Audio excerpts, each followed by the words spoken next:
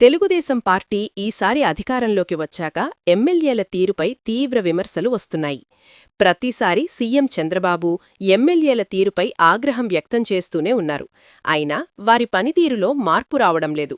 ఇందుకు తాజా ఉదాహరణ నరసరావుపేట టీడీపీ ఎమ్మెల్యేగా తొలిసారి గెలిచిన చదలవాడ అరవిందబాబు.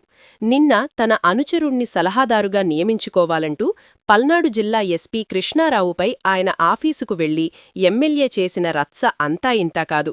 దీనిపై తీవ్ర విమర్శలు వెల్లువెత్తాయి. దీంతో టీడీపీ అధినేత చంద్రబాబు దీనిపై సీరియస్ అయ్యారు.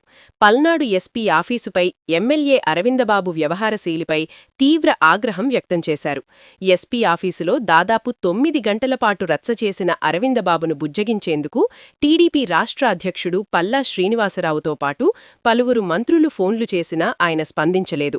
కాని తరువాత అరవిందబాబు స్వయంగా పల్లాకు ఫోన్ చేసి వివరణ ఇచ్చే ప్రయత్నం చేశారు. దీనిపై ఆగ్రహం వ్యక్తం చేసిన పల్లా తమ వద్దకు వచ్చి రాతపూర్వకంగా వివరణ ఇవ్వాలని సూచించారు. తన అనుచరుడు గోపీకృష్ణకు ఎస్పీ సలహాదారుగా కాంట్రాక్టు ఉద్యోగం ఇవ్వాలని కోరుతూ ఆయన ఆఫీసుకు వెళ్లిన అరవిందబాబు రచ్చరచ్చ చేశారు. ఉన్నతాధికారులకు ఈ మేరకు ఎస్పీ సిఫార్సు చేసినా ఊరుకోలేదు.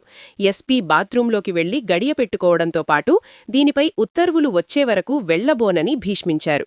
మంత్రులు, ఎమ్మెల్యేలు ఫోన్లు చేసినా వినకుండా భీభత్సం సృష్టించారు.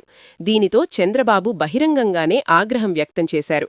ప్రజాప్రతినిధులు నియంత్రణలో ఉండేందుకు యోగా క్లాసులకు వెళ్లాలని సూచించారు.